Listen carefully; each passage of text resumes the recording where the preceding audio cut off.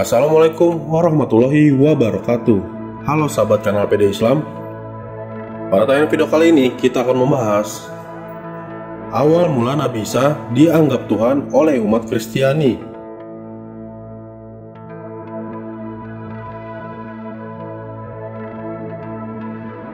Kedatangan bulan Desember, umat Kristen di seluruh dunia gegap gempita mengadakan perayaan Hari Raya Natal pada tanggal 25 Desember.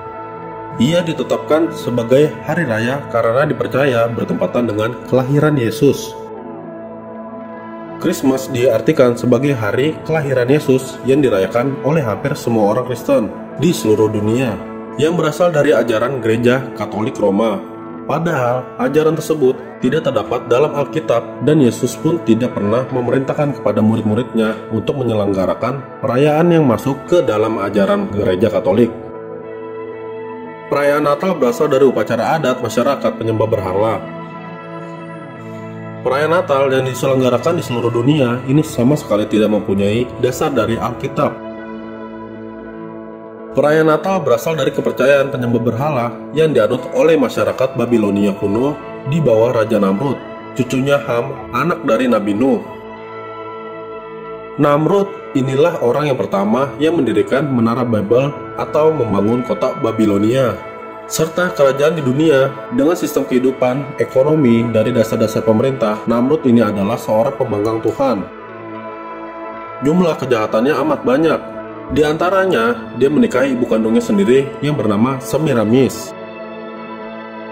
Setelah Namrud meninggal, ibunya yang merangkap istrinya menyebarkan ajaran Namrud, bahwa roh Namrud tetap hidup selamanya walaupun jasadnya telah mati.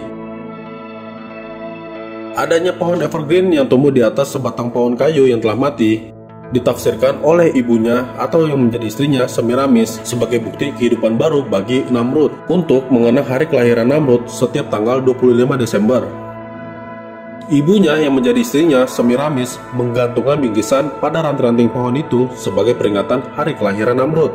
Nah, jadi begitu sahabat Kanalpedia, ternyata tanggal 25 Natal itu adalah hari kelahiran Namrud. Dari perjalanan sejarah dan pergantian generasi ke generasi, dari masa ke masa, dan dari satu bangsa ke bangsa lainnya, akhirnya penyembahan terhadap berhala Babilonia ini berubah menjadi Mesias palsu, yaitu berupa Dewa Baal, anak dari Dewa Matahari. Pada abad keempat dan 5 Masehi, ketika dunia pagan Romawi menerima agama baru yang disebut Kristen, mereka telah mempunyai kepercayaan dan kebiasaan pemuja terhadap Dewi Madonna jauh sebelum Kristen lahir.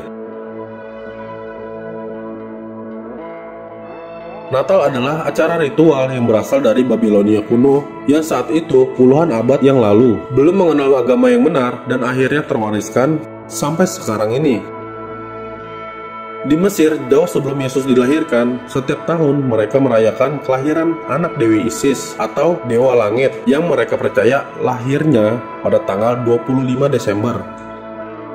Pada murid Yesus, ada orang-orang Kristen yang hidup pada abad pertama tidak pernah sekalipun mereka merayakan Natal sebagai hari kelahiran Yesus pada tanggal 25 Desember. Dalam Alkitab atau Bible tidak ditemukan walau satu ayat pun Tuhan maupun Yesus yang mau memerintahkan untuk merayakan Natal sebuah perayaan. Setiap tanggal 25 Desember adalah perayaan agama pagamis atau penyembah berhala yang dilestarikan oleh umat Kristen. Upacara Natal adalah berasal dari ajaran ibu dari Namrud atau yang menjadi istrinya Semiramis yang kemudian dilestarikan oleh para penyembah berhala secara turun-temurun hingga sekarang ini dengan wajah baru yang disebut Kristen. Siapa sih Yesus itu? Menurut kepercayaan Kristen yang berkembang sekarang ini adalah anak Allah yang punya ibu bernama Maria, seorang perawan yang tiba-tiba hamil dan melahirkan bayi.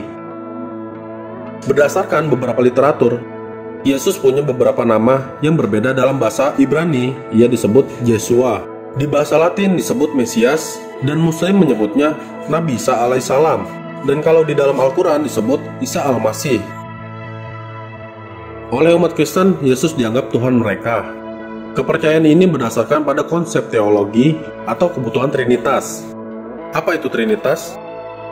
Trinitas adalah model teologi yang dibilang bahwa Tuhan itu satu, tapi terdiri dari 3 oknum, yaitu dalam Kristen 3 itu adalah Allah atau Bapanya Tuhan, Yesus anaknya Tuhan, dan Roh Kudus malaikat.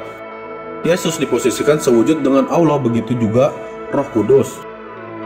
Maka ketiganya dianggap sebagai Tuhan karena sudah jadi satu kesatuan dengan Tuhan yang semula, yaitu Allah.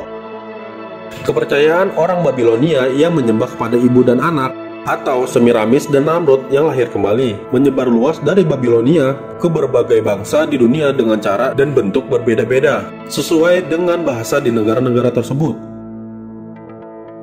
Di Mesir, dewa-dewi tersebut bernama Isis, dan di Asia bernama Cybele dan Deulus, di Roma bernama Fortuna dan Jupiter. Juga di negara-negara lain seperti Cina, Jepang, Tibet bisa ditemukan adat pemujaan terhadap Dewi Madonna jauh sebelum Yesus dilahirkan. Nah, kepercayaan tersebut ditenggarai memberikan pengaruh terhadap umat Kristen ini di zaman itu, sehingga mereka ikutan memakai konsep teologi Trinitas.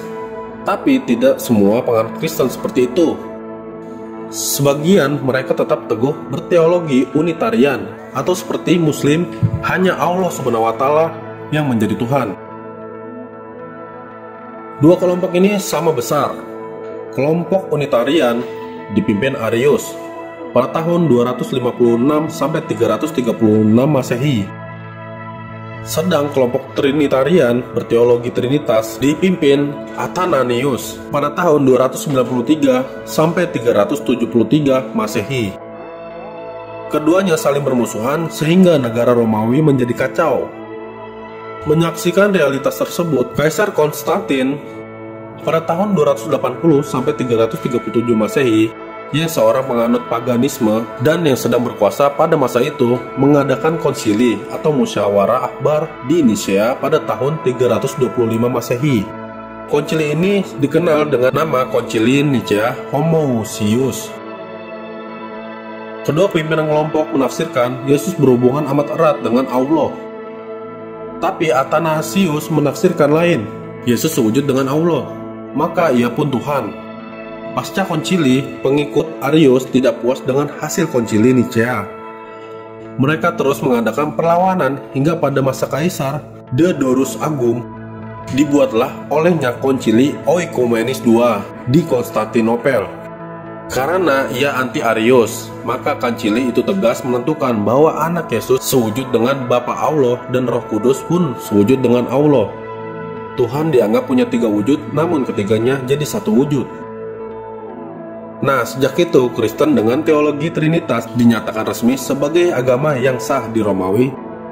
Siapa yang menentang akan ditumpas. Dan benar, sebuah institusi baru dibentuk khusus buat pekerjaan ini, namanya institusi akuisisi.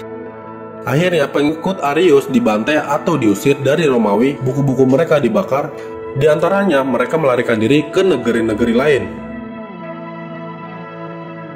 Saat itu ajaran Arius masih ada, tapi jumlahnya sangat kecil, cuma berupa sekte-sekte kecil yang tersembunyi. Sangat jauh dibandingkan dengan Kristen Trinitarian.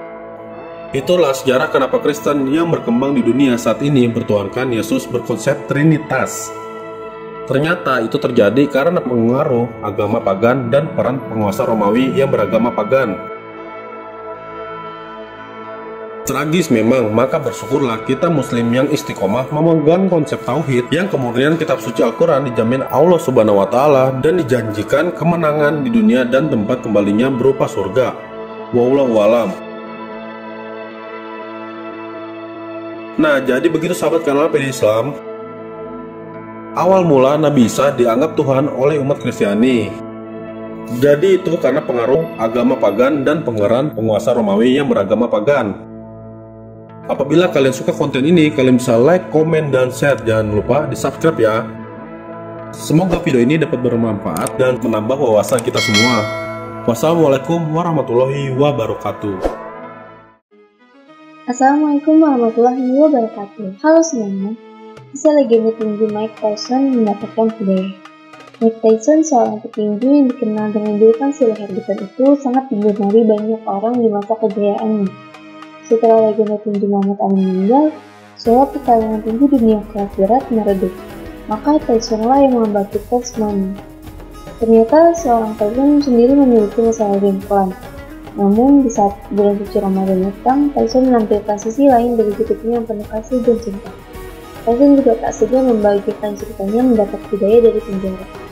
Untuk kalian yang ingin tahu informasi selanjutnya, langsung saja mampir ke channel YouTube kami, Kanal Dunia Islam. Assalamualaikum warahmatullahi wabarakatuh. Halo sahabat kanal Media Islam, kali ini kita akan menjelaskan tentang Nabi Nuh alaihi salam. Nabi Nuh alaihi salam terkenal dengan kisah kapal untuk mengarungi banjir besar. Namun, di luar bahteranya, ada banyak hikmah dan pelajaran yang dapat dipetik dari kisah Nabi Nuh. Nabi Nuh adalah nabi ketiga yang patut diimani setelah Nabi Adam alaihissalam dan Nabi Idris alaihissalam. Nuh merupakan keturunan ke-9 dari Nabi Adam.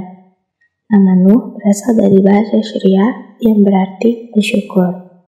Nabi Nuh juga mendapatkan gelar dari Allah SWT sebagai Abdus Syakur.